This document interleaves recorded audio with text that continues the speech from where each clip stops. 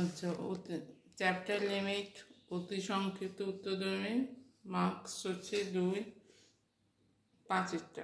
f(x) সমান √x-3 হলে limit x tends to 3 f(x) এর অস্তিত্ব আছে কিনা দেখতে হবে, যুক্তি সহ উত্তর দাও। আচ্ছা, এখানে √ওভার আছে x-3।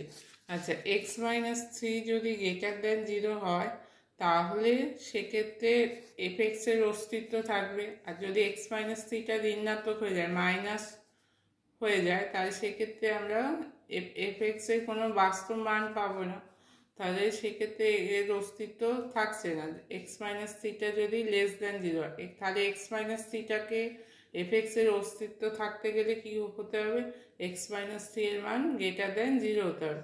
তাহলে f(x) এর সংজ্ঞার অঞ্চল কি হবে, >3, এইটা >0 হলে x এর মান 3 থেকে বড় অথবা সমান হবে, তাই সংজ্ঞার অঞ্চল হবে 3, ∞, মানে x এর মান >3 থেকে ∞ পর্যন্ত।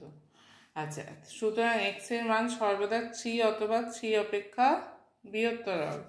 এবার x এর মান যখন 3 এর থেকে বেশি হচ্ছে, তাহলে x এর 3 এর থেকে বেশি মান নিয়েছি, 3.01, 3.001, এইভাবে 3খানা মান নেওয়া হয়েছে। সেক্ষেত্রে মানগুলো হচ্ছে রুট করলে দেখা যাবে যে প্রথমটার মান হচ্ছে 0.1, তারপর এটা 0.01, তারপর এটা 0.001। তাহলে দেখা যাচ্ছে যে এরা কার দিকে অগ্রসর হচ্ছে, 0-র দিকে।